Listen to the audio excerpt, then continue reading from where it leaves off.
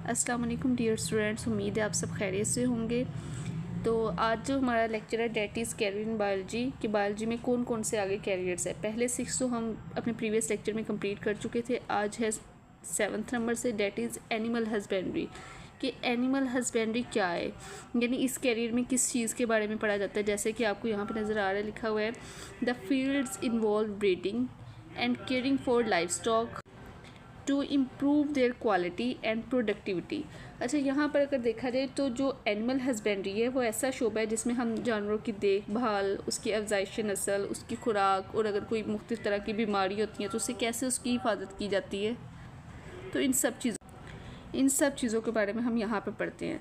अच्छा, जो इसमें इसका मेन मकसद है इस एनिमल हस्बेंड्री के जो है कि किस चीज़ के लिए, इसका मेन मकसद यही है कि दूध जो या गोश्त या अंडे या कोई भी दूसरी मसनूआत जो कि हम इन जानवरों से हासिल करते हैं कि उनकी पैदावार को हम कैसे बेहतर बना सकते हैं। अगर देखा जाए तो इस कैरियर को पढ़ने के बाद बहुत सारे मुख्तलिफ़ तरह के आपको फील्ड्स अपॉर्चुनिटीज़ मिलती है जिस पे आप आगे अपना फील्ड वर्क कर सकते हैं। डेट इज़ के पहला है वेटरनरी डॉक्टर होते हैं, डेयरी फार्म मैनेजर आ जाते हैं, पोल्ट्री फार्म के ओनर आ जाएंगे कि लाइफ स्टॉक ऑफिसर आप बन सकते हैं या एनिमल न्यूट्रिशनिस्ट बन सकते हैं।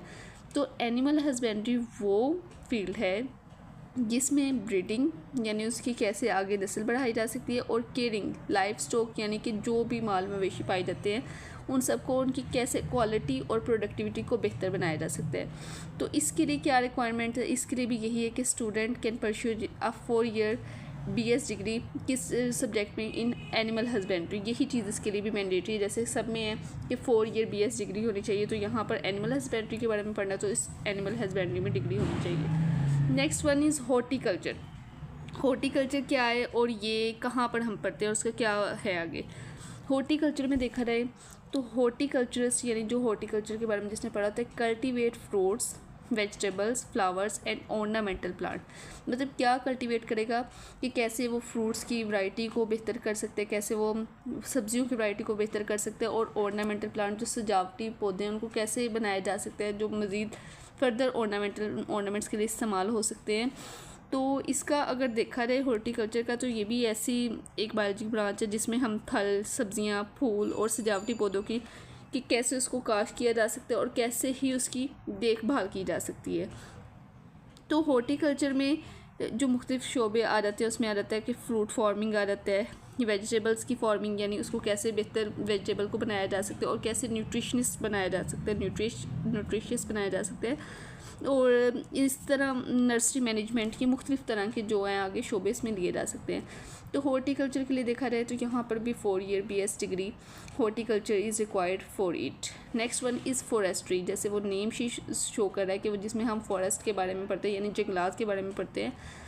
Forester's manage and conserve forest and wild life manage करते हैं एक तो, और साथ में कंजर्व के अगर कोई ऐसे मुख्तलिफ तरह के जानदार या प्लांट जो कि उनको एक्सटिंक्ट होने का ख़दशा है कि वो इंडेंजर्ड है तो उसको कैसे आगे कंजर्व किया जा सकता है, तो ये फॉरेस्ट ऑफिसर्स आगे तक पहुंचाते हैं मैनेजमेंट तक कि उसको कैसे आप एक्सटिंक्ट होने से बचा सकते हैं, कैसे कंजर्व कर सकते हैं। ये भी प्रोफेशन है, 4 ईयर का BS डिग्री होती है किसमें फॉरेस्ट्री, इसके लिए बहुत ज़रूरी है, इसके लिए नेसेसरी है। नेक्स्ट है फार्मिंग, जैसे आपने सुना होगा फिश फार्म है, पोल्ट्री फार्म है, फ्रूट फार्म है, वेजिटेबल फार्म्स है। इसी तरह अब फार्मिंग क्या है, the professional of farming prepares farm prepare करते हैं। कौन कौन से फार्म, एनिमल फार्म जिसमें गाय के लिए बकरियों के लिए भैंस के लिए अलग आ जाते हैं, पोल्ट्री फार्म फ्रूट फार्म्स। इन सच फार्म्स क्या फार्म्स में करते हैं वो अब क्रॉप्स यानी फसलों को अगर किसी तरह के कोई फॉर्म्स हैं या फिर एनिमल्स के हैं तो उनको रेस किया जाता है, उनको फूड दी जाती है और उनको कैसे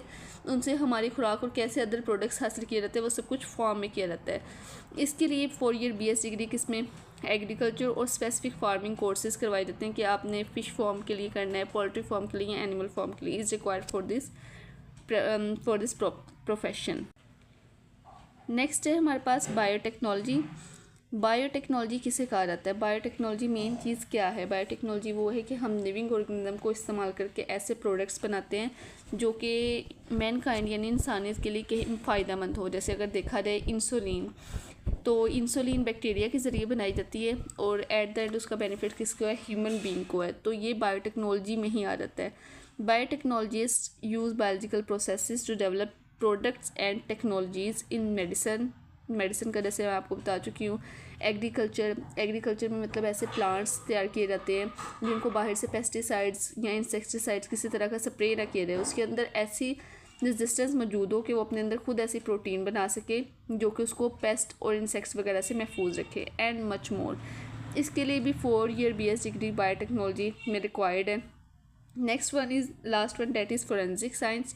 फोरेंसिक में क्या किया जाता है, साइंटिस्ट एनालाइज करते हैं physical evidence from crime scene, यानी कि जहाँ पर भी कोई जुर्म होता है वहाँ पर क्या एविडेंस पाए जाते हैं, क्या सबूत पाए जाते हैं, उस चीज़ को एनालाइज किया जाता है इन क्रिमिनल इन्वेस्टिगेशन, ताकि उस जो भी क्रिमिनल है उसकी इन्वेस्टिगेशन में वो फ़ायदेमंद साबित हो सके।